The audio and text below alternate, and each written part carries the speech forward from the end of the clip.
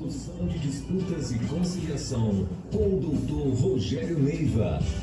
Estamos conversando com os juízes do trabalho, ele que é o colunista do quadro Resolução de Disputas e Conciliação, doutor Rogério Neiva. Doutor Rogério Neiva, o TST uniformiza a política de conciliação e cria centro de solução consensual de conflitos. O que significa? Exatamente. Assim, Arthur, isso é mais uma notícia que mostra como a política nacional de resolução adequada de disputas, no Poder Judiciário, mas principalmente na Justiça do Trabalho, não para.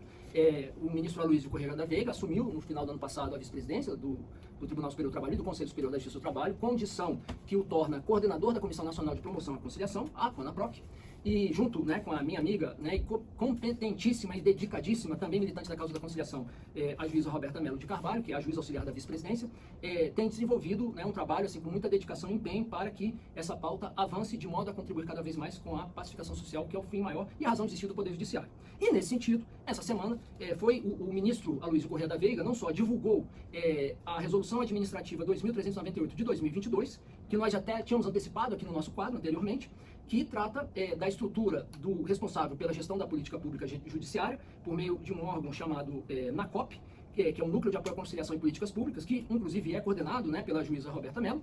E aqui a grande novidade que eu chamo a atenção do ouvinte, principalmente aqueles que são partes ou advogados em processos que tramitam no TST, a criação do SEJUSC do TST. Então, agora temos um SEJUSC, um Centro de Conciliação no TST. Teoricamente, um processo que tramita no TST, ele pode ser objeto de conciliação, como já era objeto de conciliação na origem, mas agora foi criada essa estrutura específica no TST, que é o SEJUSC do TST, a exemplo do que já havia feito o STJ e o STF. Vamos até comentar depois sobre uma novidade envolvendo o STF, mas agora temos um SEJUSC no TST. Então você que nos acompanha nesse momento, que é advogado ou advogada, que tem processo tramitando no TST, considere essa possibilidade, porque seguramente é uma estrutura que tem melhores condições de contribuir com a busca de soluções autocompositivas envolvendo processos que tramitam no TST. Inclusive, essa semana já tivemos uma audiência do SEJUSC envolvendo um processo da relatoria do ministro Alexandre Ramos, que contou com a participação do ministro Aloysio Correia da Veiga, e de modo que, vamos dizer, a roda já está girando. Então fica aí esse registro e o alerta para aqueles que tenham interesse em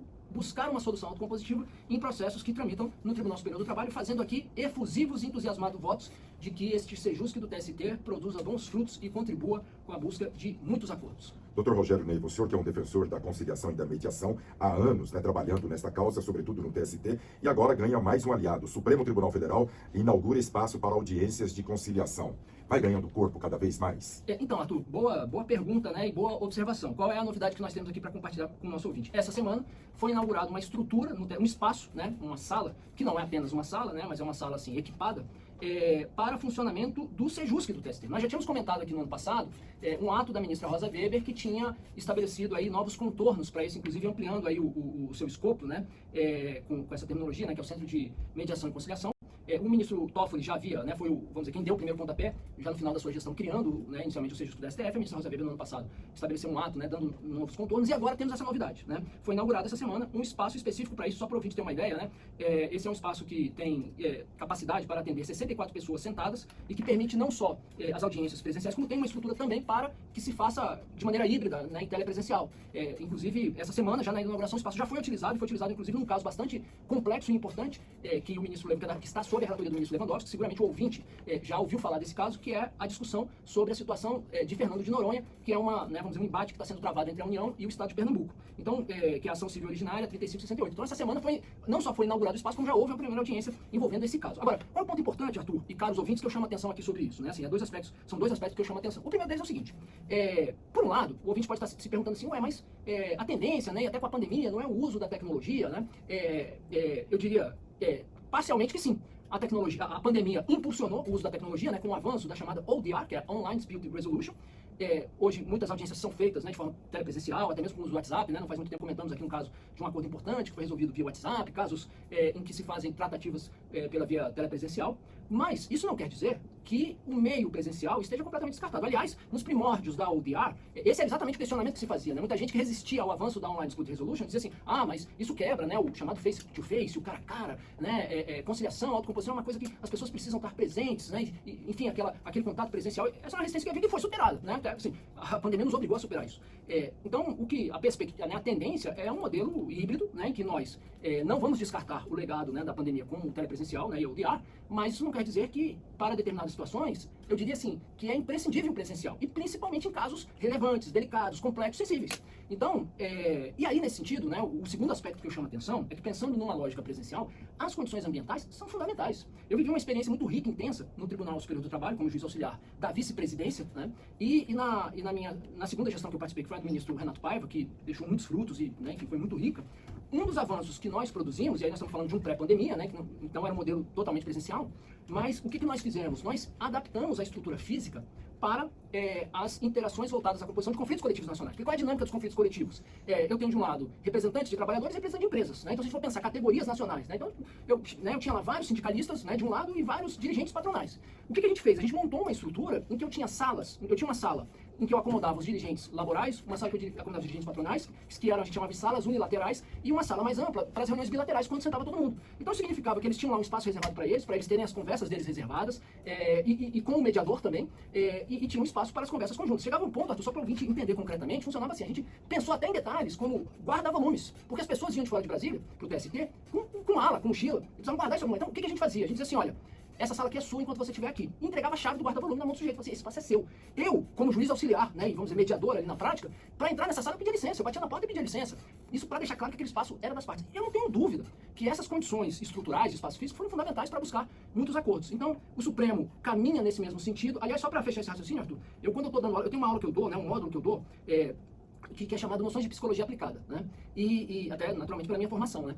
E tem uma parte, né, que eu abordo assim, exatamente dessa questão das condições estruturais. Eu digo assim para os alunos, eu falo assim, olha, imagina o seguinte, imagina que você está indo para uma sessão de mediação para tentar um acordo, duas situações, dois cenários. Cenário 1, você está indo para uma sala que o mobiliário é inadequado, cadeira quebrada, né, enfim, mesa, um mobiliário inadequado, sujo, iluminação inadequada e que está um calor absurdo e não tem ar-condicionado.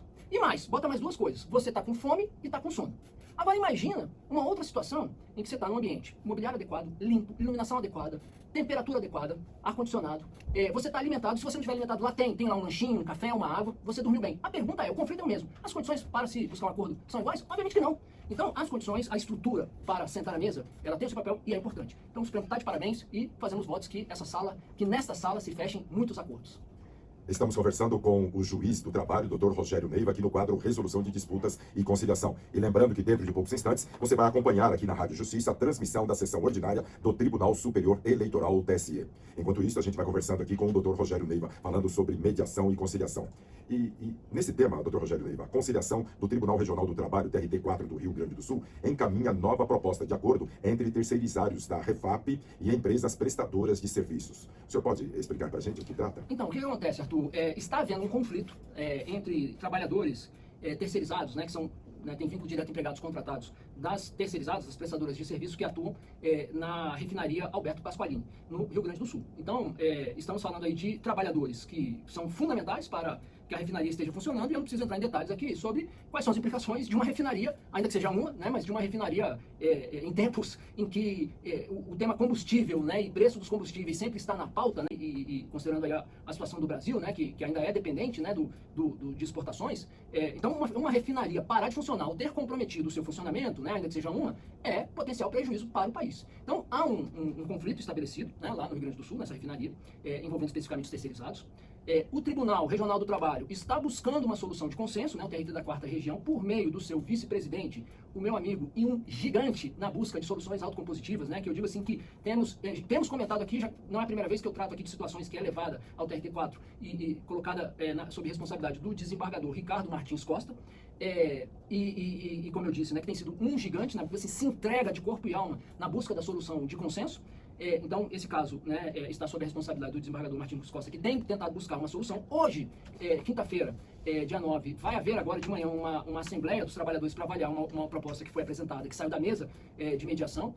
Enfim, e os nossos votos é para que se alcance uma solução de consenso e que a gente possa, na semana que vem, estar aqui comemorando e noticiando e compartilhando com os nossos ouvintes que foi possível chegar a uma solução de consenso, seguramente, em alguma medida, pelo trabalho comprometido e empenhado do desembargador Ricardo Martins Costa. Então, né, é isso. Estamos torcendo e aguardando aqui o desdobramento desse caso, na expectativa de que se chegue ao acordo.